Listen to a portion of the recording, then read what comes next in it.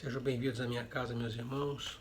Que a paz do Mestre Jesus inunde os nossos corações, que a luz do Mestre se derrame sobre o nosso ambiente de trabalho.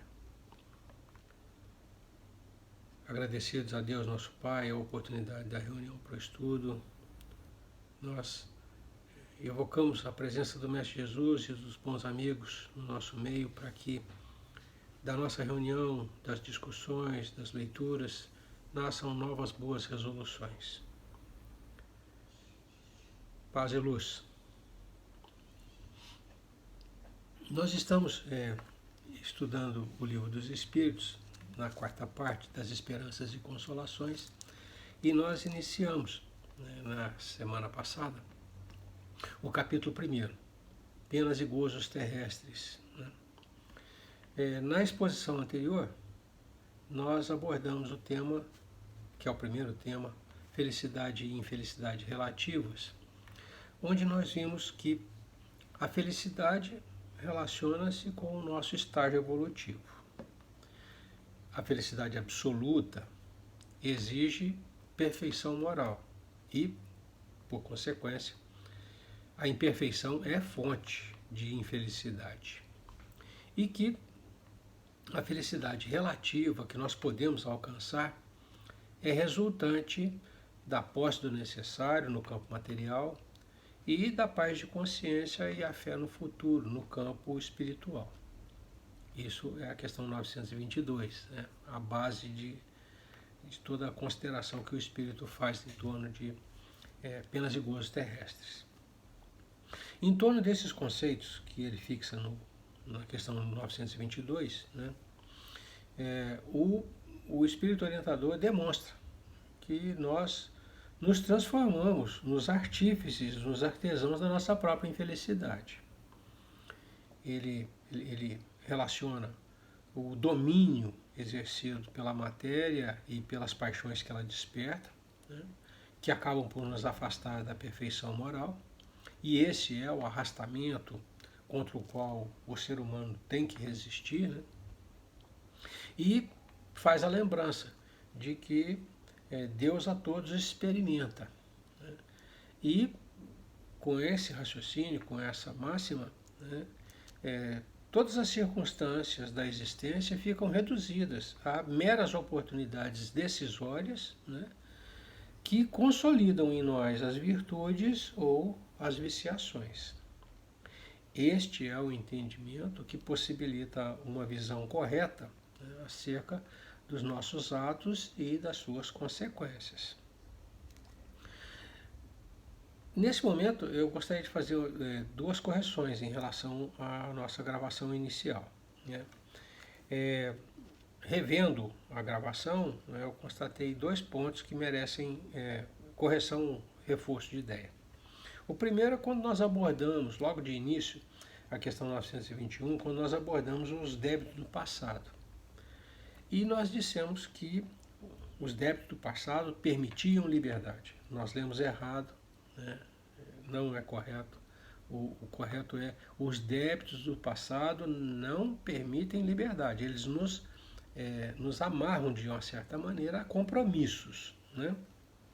Mas o Espírito faz a ressalva de que o nosso comportamento presente, a forma como nós agimos, vai ser um fator atenuante no resgate desses compromissos, no pagamento desses compromissos, vamos usar o termo pagamento desses compromissos, bem como nos garantirá que nós não vamos assumir novos débitos para o futuro. Então, quando ele diz, praticando a lei de Deus, o homem se forrará a muitas decepções, ele está dizendo exatamente isso. Se o nosso comportamento estiver de conformidade com a lei de Deus, muito embora existam compromissos que devam ser ressarcidos, esses compromissos são atenuados e a gente se comportando conforme manda a lei de Deus, e não contrai débito para o futuro. A segunda correção está lá no finalzinho, quando eu comentava a questão 933, lá pelo 45 minutos e 18 segundos, já terminando mesmo, que eu comentava acerca da carência material e da carência moral, eu disse que a carência material é fácil de sanar e que a moral era insanável. É errado esse conceito, né? Não é essa a ideia que eu queria deixar. O que eu pretendia mostrar, e eu não consegui mostrar, era que a carência material, né, por atingir somente o corpo, né, ela é limitada e ela falece com o corpo. Não havendo o corpo, não há carência material. Simples assim. Já as carências morais, né, que são próprias do espírito imortal, mesmo sanadas, elas permanecem gravadas no nosso corpo perispirítico, elas permanecem gravadas como nossa história, nossa experiência de vida. Então, uma vez sanadas, elas não são fonte de sofrimento nem de infelicidade, né? A carência material, a carência moral. Uma vez sanada, eliminada a viciação, né? Ela já não é mais fonte de infelicidade. Mas ela não desaparece, ela permanece gravada, né, como uma lembrança viva das dores que aquele comportamento incorreto gerou. É essa a ideia que nós temos que ter. Então, as viciações, mesmo uma vez eliminadas, elas estão guardadas como nossa história de vida, né? Diferentemente da carência material, que é eventual. Ela só existe quando você tem um corpo material, então, quando você está no campo físico. Feitas as duas correções, né? E na sequência do nosso estudo do capítulo 1, nós vamos ver que Kardec abordou alguns eventos comuns da vivência na carne, né? Eventos que nós consideramos praticamente como punições terrestres. Então, ele relacionou a perda dos entes queridos, decepções, ingratidão e afeições destruídas, uniões antipáticas, o temor da morte, né, e o desgosto da vida, o suicídio. Muito bem. A perda dos entes queridos. A vida se desenvolve em dois planos. Nós temos que ter isso presente, né? E a alternância entre os planos é regra imutável.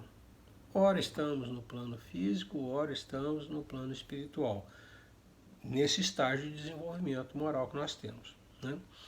Então é muito natural que durante a nossa convivência aqueles que fazem parte do nosso processo evolutivo, né, os entes queridos que nos acompanham na caminhada, se separem de nós, ou nós nos separemos deles por obrigação de retornar ao plano espiritual.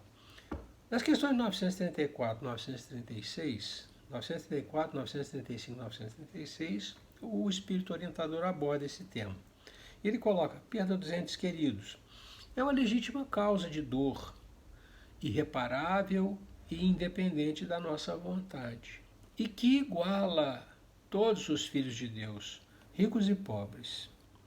Representa, né, para nós, ora prova, ora expiação. Mas, ele sempre positivo, né? Lembra que é consolador a gente saber que os dois planos da vida se comunicam. Eles não estão separados, completamente separados, eles se comunicam, né? Trata-se de uma separação relativa. Muita gente se questiona, então, se existe alguma profanação, se existe algum pecado, né, vamos dizer assim, em se evocar os desencarnados que nós amamos, né? E o Espírito se apronta em responder dizendo que não há profanação em evocar os desencarnados se nós o fizermos de forma respeitosa. E ele coloca bem assim a ideia. A prova de que assim tendes no fato de que os espíritos que vos consagram a afeição acodem com prazer ao vosso chamado. Sentem-se felizes por lembrardes deles e por se comunicarem convosco. Então, a ideia que muitos irmãos pregam de que uma vez o irmão desencarnando, ele deve ficar lá no esquecimento, né? Não deve ser evocado, e a evocação não necessariamente é um chamamento, né? Uma lembrança, é uma evocação, né? Essa ideia, para nós espíritas, não existe, não é assim que funciona, né? E ele reforça a ideia, né? A questão 936, que os laços afetivos, né, são vínculos permanentes. Então, uma vez desenvolvido a afeição, uma vez feita a ligação afetiva, esse vínculo é permanente, ele é imorredouro. E ele coloca: o espírito é sensível à lembrança e às saudades dos que lhe eram caros na terra. Mas uma dor incessante e desarrazoada o toca penosamente, porque nessa dor excessiva ele vê falta de fé no futuro e de confiança em Deus, e por conseguinte um obstáculo ao adiantamento dos que o choram e talvez à sua reunião com estes. Então, eu vou colocar aqui um trechinho que eu acho que Chico Xavier traduz essa resposta do Espírito de uma maneira muito, muito bacana.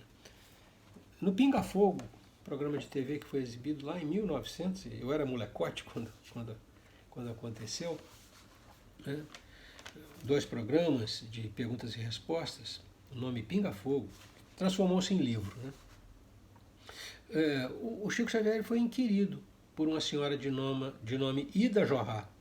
Ela perguntou assim: perdi um filho há 1 ano, choro muito.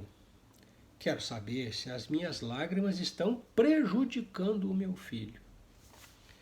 E o Chico responde: quando as lágrimas nascem do nosso reconhecimento a Deus pelos benefícios que recebemos, quando as lágrimas refletem a nossa saudade tocada de esperança, os nossos amigos desencarnados nos dizem que as lágrimas fazem a eles muito bem, porque elas são luzes no caminho daqueles que são lembrados com imenso carinho. Mas, quando as lágrimas traduzem revolta de nossa parte diante dos desígnios divinos, que nós não podemos de imediato sondar, quando essas lágrimas retratam rebeldia, essas lágrimas prejudicam os desencarnados, tanto quanto prejudicam os encarnados também. Então a resposta do Espírito eu acho que elucidada muito bem pelo Chico Xavier, né? É nesse sentido. Ele é sensível à nossa lembrança, ao nosso sentimento, às nossas lágrimas de carinho e de afeição, né? Mas ele sofre quando a nossa lembrança é uma lembrança que se contrapõe, né, à lei de Deus, que não reconhece a providência divina nos atos da vida, nos eventos da vida, né? E ele sofre porque vê falta de fé no futuro e de confiança em Deus. E em consequência disso, falta de fé no futuro e falta de confiança em Deus, em consequência disso, um obstáculo ao adiantamento de quem chora. E talvez um obstáculo à sua reunião no futuro. Então, a gente tem que entender esse distanciamento, esse afastamento, né? Quando um fica num plano e outro fica no outro plano, de forma relativa. E tem que entender com essa visão maior, né, do que é a vida eterna do Espírito, né, que se pauta sempre em 2 planos, ora aqui, ora acolá, né? Lembrando que as ligações estabelecidas através da afeição são ligações permanentes e morredoras, que nos ligam definitivamente. Então, ninguém se perde, ninguém perde o ente querido porque ele desencarnou. Nós nos separamos momentaneamente e relativamente, porque, muito embora em dois planos, a comunicação ainda existe. No campo das ideias, nos fenômenos mediúnicos, ela ainda existe. Muito bem. Outro aspecto que o Kardec levanta como uma das punições terrestres, são as decepções, as ingratidões e as afeições destruídas. Nas relações interpessoais, não raras vezes a gente sofre essas contrariedades. E o Espírito, nas questões 937 e 938, ele estabelece, vamos colocar assim, uma visão nova acerca disso. Ele diz assim, e eu transcrevo: a respeito de decepções, ingratidões e afeições destruídas. Lembrai-vos de todos os que hão feito mais bem do que vós, que valeram muito mais do que vós, e que tiveram por paga a ingratidão. Lembrai-vos de que o próprio Jesus foi, quando no mundo, injuriado e menosprezado, tratado de velhaco e impostor. E não vos admireis de que o mesmo vos suceda. Seja o bem que houverdes feito a vossa recompensa na terra, e não atenteis no que dizem os que hão recebido os vossos benefícios. A ingratidão é uma prova para a vossa perseverança na prática do bem, e ser-vos-á levada em conta. Numa das nossas leituras anteriores, um instrutor, ele falando a respeito da dificuldade de relação com os encarnados, e falando a respeito exatamente dessa falta de reconhecimento, essa ingratidão muito comum, dos beneficiados em relação aos seus benfeitores, ele colocou uma frase que eu tomei por frase minha, de conduta minha. Nós devemos aprender a servir e passar. Preste o seu serviço, preste o seu auxílio, seja solidário, mas vá adiante. Não fique ali aguardando que haja reconhecimento, aguardando que haja gratidão. Seja o bem que houverdes feito a vossa recompensa na terra, diz o Espírito. A recompensa já está dada, o bem praticado. A respeito de decepções e afeições destruídas, o Espírito coloca que as decepções não podem nos dirigir ao endurecimento do coração e à insensibilidade. O homem de coração, diz ele, se sente feliz pelo bem que faz. A natureza deu ao homem a necessidade de amar e de ser amado. Um dos maiores gozos que lhe são concedidos na terra é o de encontrar corações que com o seu simpatizem. Mas a felicidade está vinculada ao amor que sentimos em relação aos outros. Este sentimento, aquele que nós sentimos em relação aos outros, é que nos dá a satisfação, que nos dá o equilíbrio, que nos dá a plenitude. A gente tem uma tendência de esperar reciprocidade. Visão equivocada, porque a gente só se satisfaz com o que vai em nós. Então, é o que a gente sente pelos outros que nos dá plenitude, que nos dá satisfação. É isso. Para o outro lado, fica fácil de entender, quando você se aborrece com outra pessoa, é aquilo que te dá contrariedade, que te dá sofrimento. Não é o fato dela está aborrecida contigo. Você nem sabe se ela está ou não aborrecida contigo, mas o fato de você se aborrecer com outra pessoa te faz sofrer. Assim também o amor, o sentimento elevado, né? É ele que te dá plenitude. Então, amar aos outros te faz feliz. Não é os outros te amarem que te faz feliz, né? E ele coloca uma coisa muito interessante. Ele diz, olha,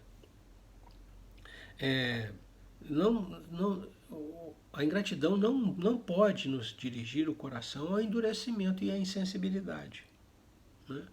Não é o fato de não recebermos, né, aquilo que esperávamos, né, que deve nos endurecer o coração. No Evangelho segundo o Espiritismo, tem uma frase também, eu gosto dessas frases, eu vou guardando essas frases que elas balizam o meu comportamento. Quando eu me vejo numa situação difícil, eu logo lembro de uma delas. Tem uma frase, né, que dá a dimensão correta, né? Olha, tenham medo de vocês quando vocês verificarem que vocês estão endurecidos e insensíveis. Ele diz assim, temei ficar indiferentes quando puderdes ser útil. Você está com ali a oportunidade do trabalho na mão, a oportunidade da caridade, a oportunidade da extensão da beneficência, né? E fica indiferente. Não faz nada. Aí você está num estado perigoso. O seu coração não está bom, né? Não está bem. Você não está bem. Então, essa frase eu tomei para mim. Temei ficar indiferente, temei a vós mesmos. Temei vós mesmos, né? Temei ficar indiferentes quando puderdes ser útil. Significa que você está mal. Você não está bem. Tá?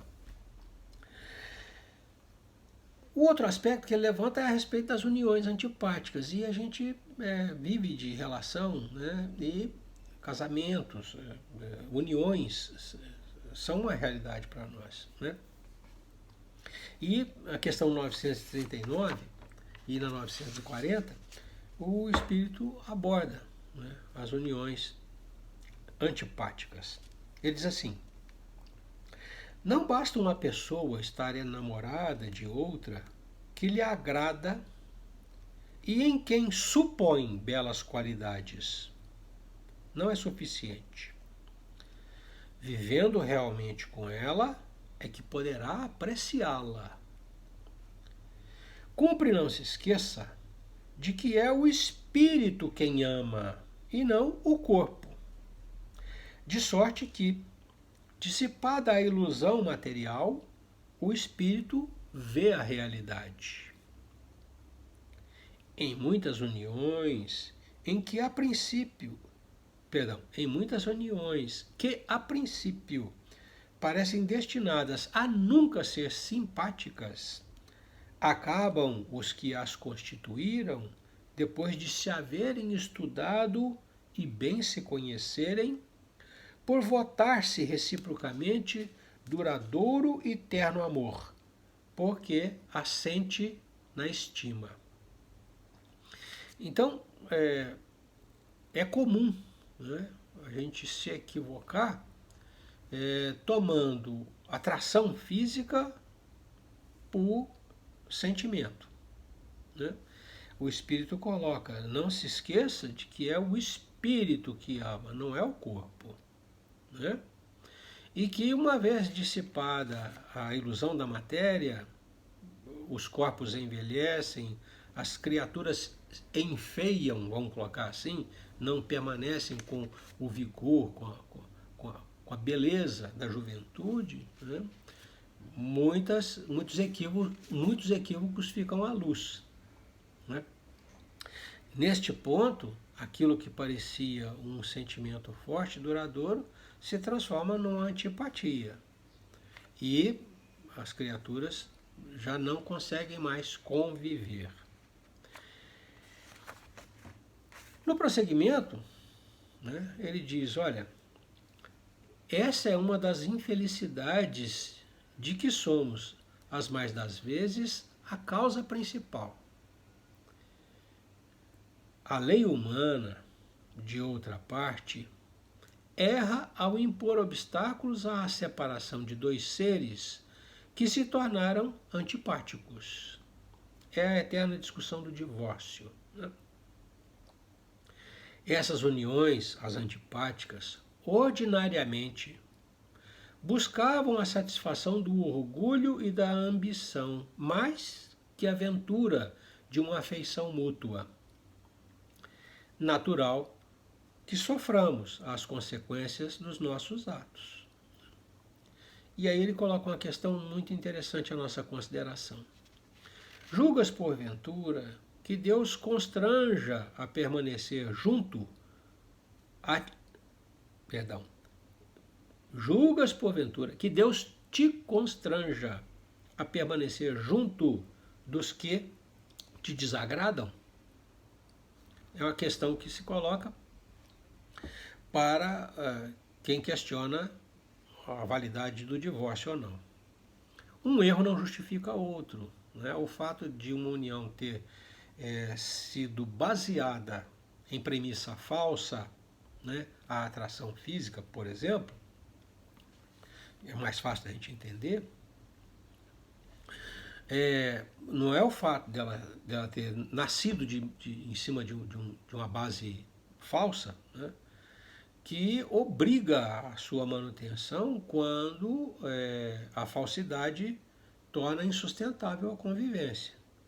É o entendimento, a ótica, né, do espírito orientador. Quando ele questiona se a gente acredita que Deus nos obrigue a permanecer junto de quem nos desagrada, ele coloca em real grandeza, né, o que é vontade divina, que é a união dos seres pelo sentimento, pelo amor, pela afeição, e a vontade humana. Né? Reunião por atração física, por interesse financeiro, por interesse familiar, por qualquer outro motivo que não seja a afeição pura. Nós acabamos de ler o livro E a Vida Continua, né? E lá, no capítulo 17, tem uma abordagem também muito interessante, o instrutor Ribas respondendo a Evelina a respeito das uniões de suplício. Ela chama uniões de suplício, casamentos infelizes. E o Ribas coloca assim: a reencarnação é também recapitulação. Muitos casais no mundo se constituem de espíritos que se reencontram para a consecução de tarefas determinadas. A princípio, os sentimentos se lhes justapõem, se afinizam, no setor da afinidade, como as engrenagens de duas rodas que se completam para fazer funcionar um engenho do matrimônio. É uma construção poética, mas dá para a gente entender. Né? As pessoas se afinizam como se fossem duas engrenagens. Parece perfeito. Né? Depois, percebem que é imperioso burilar outras peças dessa máquina viva. Existem outros ajustamentos. Né? Aquela afeição inicial é só um fator de aproximação. Né? A fim de que burilar outras peças dessa máquina viva, a fim de que ela produza as bênçãos esperadas.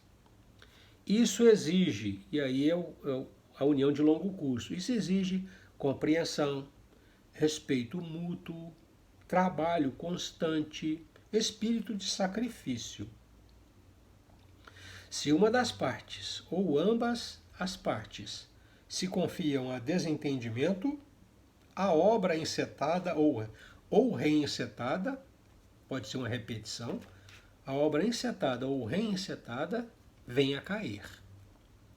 Então, aquele dos cônjuges que lesou o ajuste, ou ambos, conforme as raízes da desunião, devem esperar pela obtenção de novas oportunidades no tempo, para a reconstrução do amor que dilapidaram.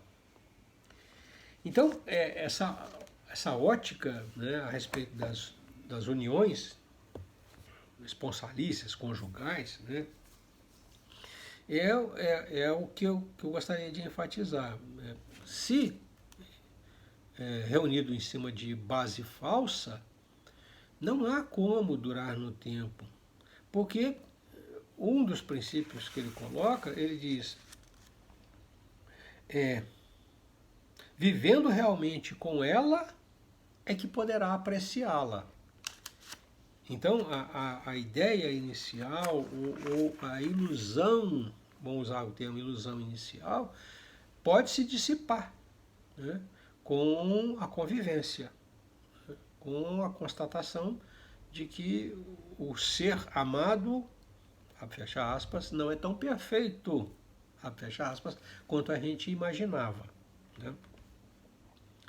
Aí, as uniões antipáticas. E a questão, será que Deus deseja mesmo que a gente permaneça numa união dessa em que não há respeito, não há afeição, não há soma, um não contribui para o aperfeiçoamento do outro?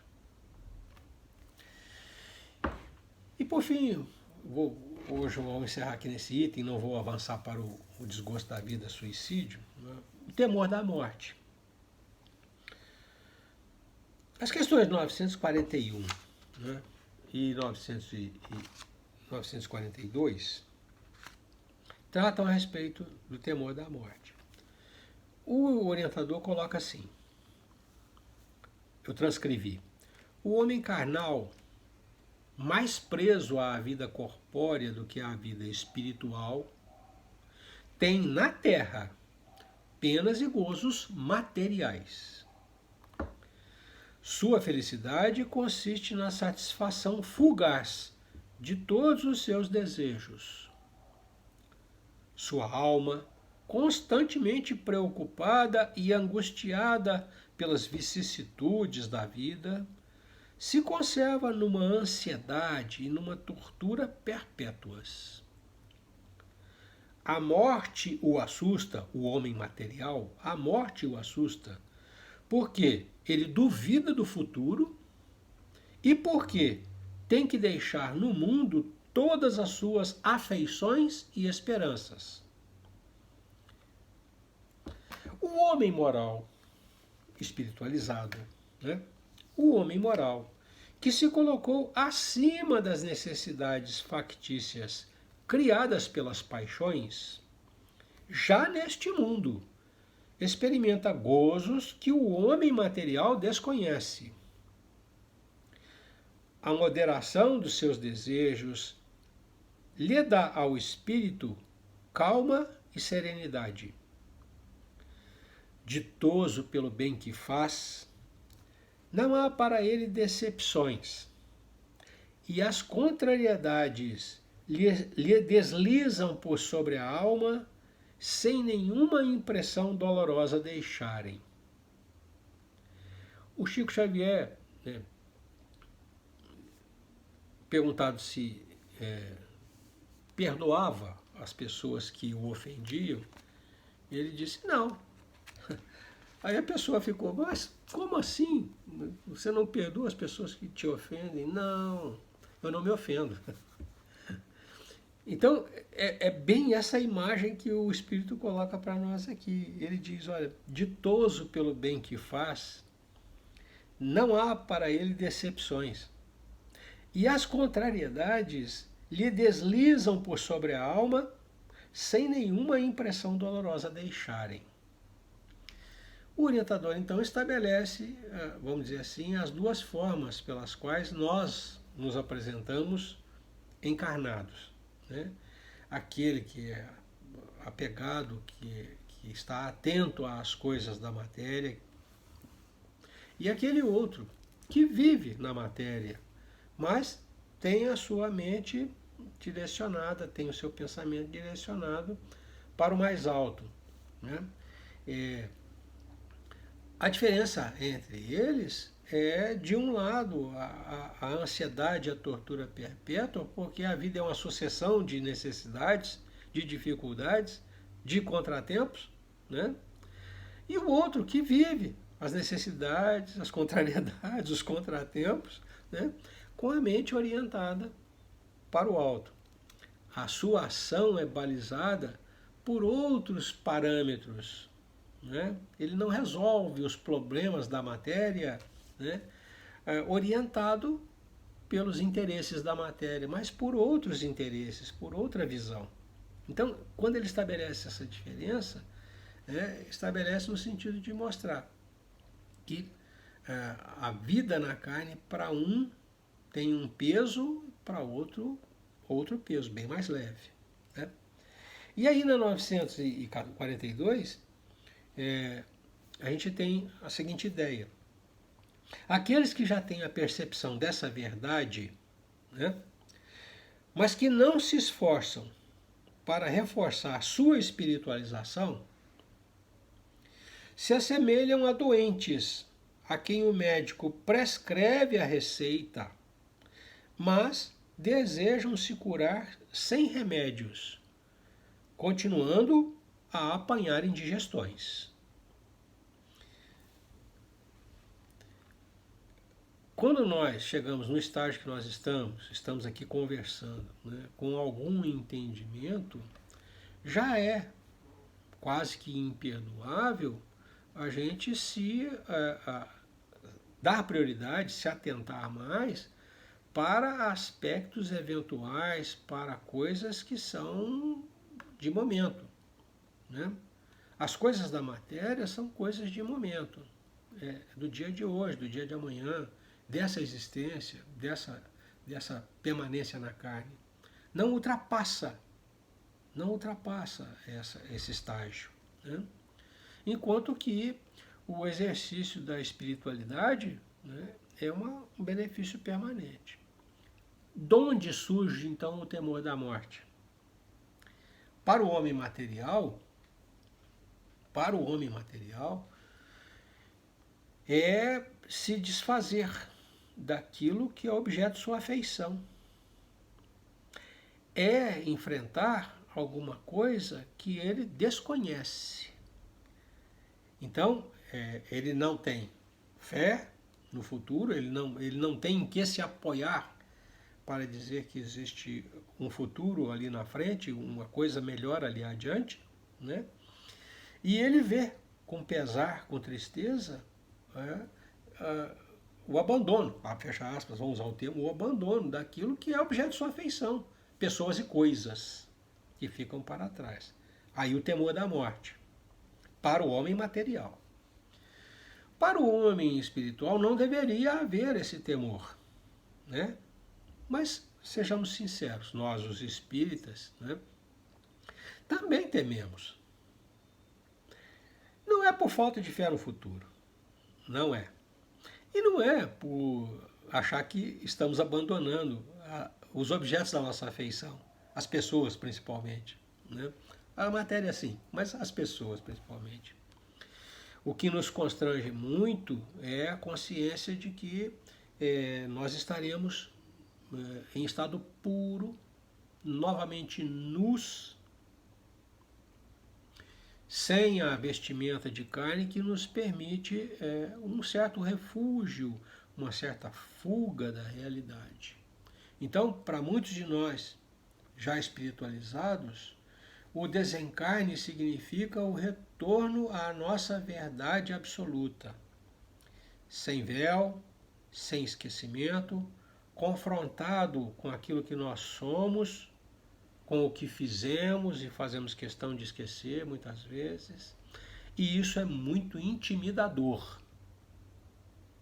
Não é temor da morte, mas é, vamos chamar assim, a intimidação, né, que o desencarne nos oferece, de sabermos que adiante estaremos confrontados com a nossa verdade, sem nenhum colorido, sem nenhum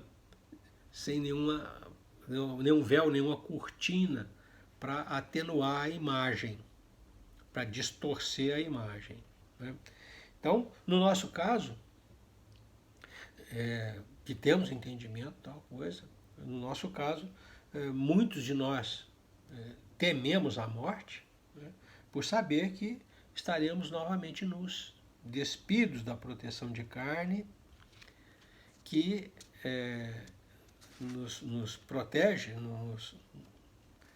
da apreciação dos olhos, né? As imagens que os olhos transmitem, né, são as aparências, né, que os olhos transmitem, não são a nossa verdade. E o confronto com a verdade, né, com tudo que a gente fez questão de esconder, de não lembrar, né, é uma coisa muito intimidadora. Não é falta de fé, não é apego material, né, vamos dizer assim, a verdade que nos espera ali na adiante. Então, fechando aqui a questão 941 e 942, acaba sendo um motivo de apreensão para nós, né, o temor da morte. Sejamos homens materiais, sejamos homens espiritualizados, o desencarne tem significado para os dois. Para um, vamos dizer assim, bem mais superficial, porque está preso na matéria. Para outro, um pouco mais profundo, porque está preso nas vivências da própria alma, né, nas experiências, no que nós efetivamente somos. Mas está aí colocado uma das apreensões do homem encarnado, o temor da morte. Eu não vou avançar, nós estamos com o tempo, o nosso compromisso é com 45 minutos, nós estamos com 42, né? E vamos deixar para o próximo vídeo, né, o item de número 6, que é desgosto da vida e suicídio. Uma temática também muito interessante, já que o suicídio, ao contrário do que a gente tem a sensação, é quase que uma epidemia, que abate anualmente quase 1 milhão de pessoas no mundo, né? Então, é um assunto relevante e, sob a ótica espírita, né, ele permite muitas reflexões. Então, semana que vem a gente aborda esse último tema, que é o desgosto da vida e suicídio. Tá?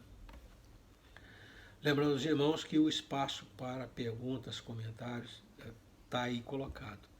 E nós fizemos uma retificação na página inicial da casa, porque lá constava que os estudos doutrinários eram nas quartas-feiras, né? Então ontem nós fizemos uma retificação, aquilo lá era cópia do nosso painel de entrada lá, da nossa casa, a física, e foi feita a cópia e nós fizemos um ajuste, né? Porque nós temos o estudo nosso, ele está sendo gravado e colocado no ar nos sábados, né? E existe uma reunião no Google Meet, né, aberta, basta o interessado pedir aquela permissãozinha para entrar, né, aquele dadozinho que tem que colocar, a gente manda, sem problema, quem tiver interesse em participar, nas terças-feiras, né? Essa reunião de terça-feira, bem informal, ela tem por objetivo comentar, destrinchar, vamos dizer assim, as ideias do vídeo que foi colocado no ar no sábado. Tá? Desculpem. Então nós fizemos essa retificação, estudos doutrinários, sábado IGTV e terça-feira Google Meet. Tá? Quem tiver interesse, é só colocar no espacinho aí, me manda o acesso e tal, e a gente com o maior prazer coloca. Vamos encerrando então o nosso estudo, renovando a Deus os agradecimentos pela oportunidade e a Jesus e aos bons espíritos a companhia, a iluminação, a facilitação do nosso entendimento. Rogando ao Mestre Jesus que nos mantenha assim, debaixo da sua iluminação, para que nós tenhamos clareza e segurança em identificar os objetivos e chegarmos a eles, né? Conseguimos chegar a eles. E que o Mestre nos infunda muita força moral, para que a gente tenha a coragem de agir conforme a lei de Deus. Palavras do Espírito. Aquele que pratica a lei de Deus, a muitos males se forrará. Paz e luz. Deus os abençoe. Até a próxima.